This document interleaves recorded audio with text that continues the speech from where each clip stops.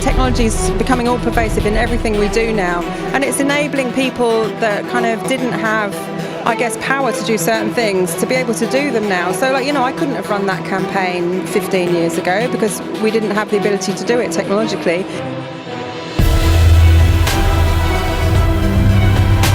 Now, it's interesting you use the word minority, because my next question to you is going to be, why do you think that technology as an industry, as a very broad industry, it is male dominated, it is oversaturated with men? Why do you think there's such an imbalance between the genders when it comes to this industry?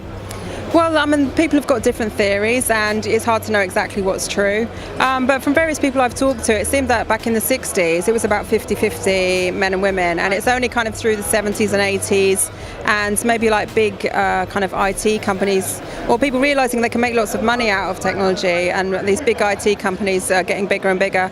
And kind of that story being promoted in the media as a very male thing. If you look back to adverts of people sat at computers, it was all guys, and if it had kids in it, it was usually the son, so it was very male dominated.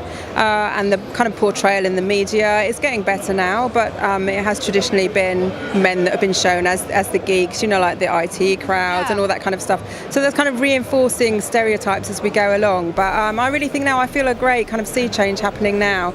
And, being a geek is now seen as cool, which it wasn't like when I started my career.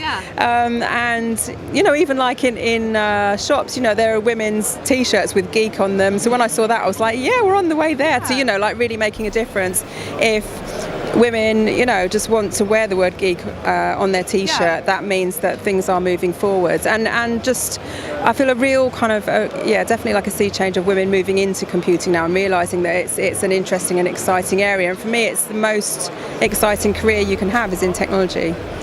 So you don't believe it's a case of men and women fundamentally thinking differently? It's a case of it was kind of built into society. It is just, I suppose, with marketing then and things like that. So you believe that's what you'd attribute the gender imbalance to.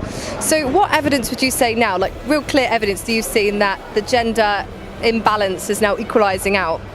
Well, I think it hasn't actually happened yet, but because everyone's talking about it now. So thinking back, so when I set up BCS Women nearly 20 years ago, everyone wasn't talking about it then, and several people said to me things like, why are you ghettoising yourself, kind of like by setting up a women's group. And I don't think many people would think that was an okay thing to say now. I was kind of made to feel like I was doing something that was a bit weird, whereas now it's, everyone accepts that we need more women in tech. Well, everyone that I speak to. Yes. No, I agree. So I think people's attitudes are changing, and to me that's very exciting. Fantastic. Now, Sue, I'd just like to finish up on asking you, what have you got in the pipeline? What are you working on at the minute? Also, the main thing I'm working on at the moment is my social enterprise Tech Mums, which is all about teaching technology to mums in disadvantaged areas. So we teach them stuff like app design and web design, social media, and a bit of coding in Python, because I think it's really important for people to understand how computers work. And we're having a lot of success with that in London and Dublin and Essex at the moment, and hoping to expand across the country, because I think, if we get mums excited about technology, we not only get the mums, we get the whole family, we get the kids on board. And for me, that's kind of the start of a revolution of, again, getting more women into technology and understanding technology. Well, that's fantastic then. So that's another initiative that you've set up now, not only to include women in the field, but also mums as well.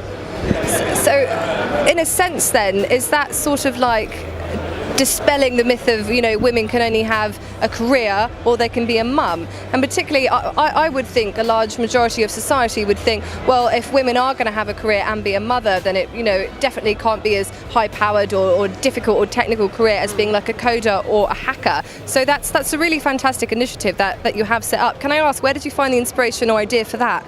Well, I guess I'm a mum myself. I've got 4 kids, so, and a grandson now, which is really cool. But I think, it kind of came out of various things. So partly because I want to promote women in tech, Partly because when I was a mum, when my kids were younger, kind of bringing my kids up on my own, I just would have loved to have some of the technology we've got now. I just think it's quite isolating sometimes. I had 3 kids, under 3, and it was quite hard to get around. So if I'd had a smartphone and social media, oh my goodness, that would have changed my life. Yeah. So I think it's an exciting thing for mums, and also to connect them together, which I think is really cool. And I've read quite a few articles with the kind of headline saying, "Oh, it's so easy, your mum can do it," and that really annoys me. So it's kind of to counter that, Yes, see, that's what I mean. Yeah. When people do think, Yes. "Oh, it's so easy, your mum can do it." It's like, well. So I kind of want to flip that. Sure, to flip that on its head and say, yeah, your mum can do all these things, and she can be better at them than you are. Yeah, just as capable. Women are to men and mums are to women. Yeah, exactly. Definitely with you, Sue. Yeah. So, very lastly then, what would you say to people who haven't been able to come to this IP Expo and are thinking about coming next year? What drew you to come, Sue? Well, I think it's an interesting conference. I mean, I'm very happy that the National Museum of Computing are here from Bletchley Park, so of course that's a draw. But there's lots of interesting techie people from all sorts of backgrounds here, and some great speakers, obviously. And it is a great kind of like buzz and atmosphere. Sue, thank you. That's Dr. Sue Black speaking to us here on Cloud News TV. I'm Emma Boyle.